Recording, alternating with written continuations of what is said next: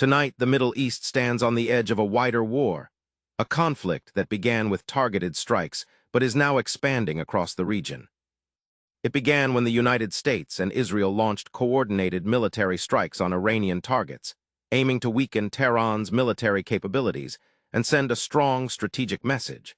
Washington framed the operation as a move to contain escalating threats. Israel described it as a necessary act of self-defense. Iran responded swiftly. Missiles and drones were launched not only toward Israeli territory, but also toward U.S. military positions in the region. But the retaliation did not stop there. In a dramatic escalation, Iranian projectiles were also directed toward Gulf states, including Saudi Arabia. For Riyadh, this changed everything. Saudi Arabia had long been a regional rival of Iran, competing for influence across the Middle East. However, it had been cautious about direct military confrontation. When Iranian missiles and drones approached Saudi airspace and critical infrastructure zones, particularly areas linked to oil production, the conflict was no longer distant. It was at its doorstep. Even if much of the attack was intercepted, the message was clear. Iran was willing to expand the battlefield. Saudi leadership condemned the strikes as a violation of sovereignty and a direct threat to regional stability. What had started as a confrontation between the U.S., Israel, and Iran was now pulling Gulf powers into the equation. Why would Iran risk widening the war?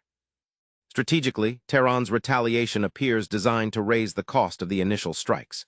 By targeting not just Israel, but also American assets and regional allies, Iran signaled that any attack on its territory would trigger consequences across the entire region. The aim: deter further escalation by making the conflict too expensive and too dangerous for everyone involved. But this approach carries its own risks. Saudi Arabia is not just another regional player. It is one of the world's largest oil producers and a key U.S. partner. Any threat to its infrastructure sends shockwaves through global energy markets. Oil traders react immediately to instability in the Gulf. Even the fear of disruption, especially around strategic routes like the Strait of Hormuz, can send prices climbing. As tensions rise, the United States and Israel remain central actors. Washington provides military backing, intelligence, and regional coordination. Israel continues its security operations, determined to prevent Iran from strengthening its strategic position. Now, with Saudi Arabia openly condemning Iranian attacks and reinforcing its defenses, the possibility of deeper involvement grows.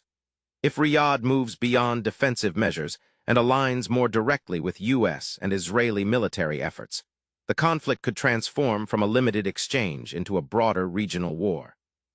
And the consequences would not remain contained. A wider war risks disrupting oil supply, increasing energy prices, slowing global trade, and fueling inflation worldwide. What begins as a military confrontation quickly becomes an economic shock.